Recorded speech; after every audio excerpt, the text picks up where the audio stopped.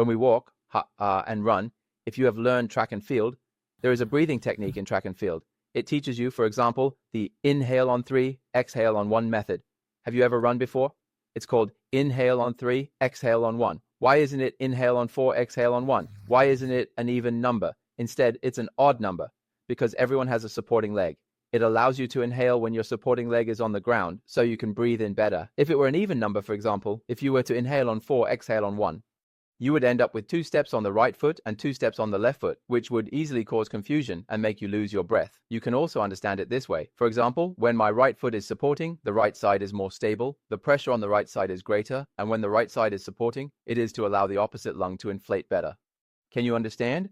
When my right side is supporting and the pressure on the right side is greater, doesn't the air rush to the left side? If I can stabilize the support on the left side, then at this time, doesn't the pressure in my left lung increase, pushing to the right side? But if you constantly put pressure on the right leg, with your center of gravity on the right side, then during running, you will never be able to allow the right lung to inflate properly. Can you understand this? So you can think of it as only using half of your lungs, only using half.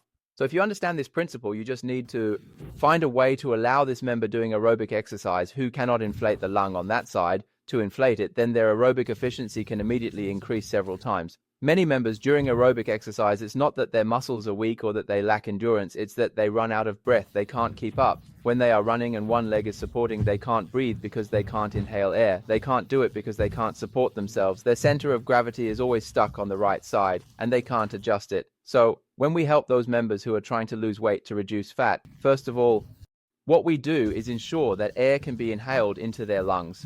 At this point, I can increase their aerobic intensity significantly in a short period, which means their calories will be burned faster and they will lose weight more quickly. So this is one of the somewhat complex principles. Additionally, let me show you the normal physiological curvature of our spine. Our cervical curve is forward, thoracic curve backward, lumbar curve forward, and sacral curve backward. Look at the forward protrusion angle, which is between 35 to 40 degrees with its lowest point at cervical vertebrae 3 and 4, and its backward protrusion is between 20 to 40 degrees, with an average of 30 degrees. Its highest point is at thoracic vertebra 7, meaning the highest point of its backward protrusion is on the 7th thoracic vertebra. For the lumbar vertebrae, the lowest point is at lumbar vertebra 3, with an average of 40 degrees. The sacral curve averages 45 degrees. Why do we need such normal physiological curvatures? They ensure normal blood circulation, better maintain our vision, and preserve the elasticity of our spine, and better transmission of our strength.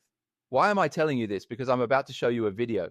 You see, right now it's in a relaxed state, the natural state of the spine, with normal curvature. The cervical spine curves forward, the thoracic spine curves backward, the lumbar spine curves forward, and the sacrum curves backward. Then watch how he breathes. What does it look like? This is inhaling, this is exhaling. Take a look at the thoracic spine, lumbar spine, and sacrum. What kind of movement are they making? What movement do they make during inhalation and exhalation? When inhaling, how does the thoracic spine move? How about the lumbar spine? And the sacrum? Is the sacrum tilting forward or backward? During inhalation, is it tilting forward or backward? Let me show you again. Take another look. This is inhaling, this is exhaling, right? The sacrum tilts backward during inhalation and tilts forward during exhalation.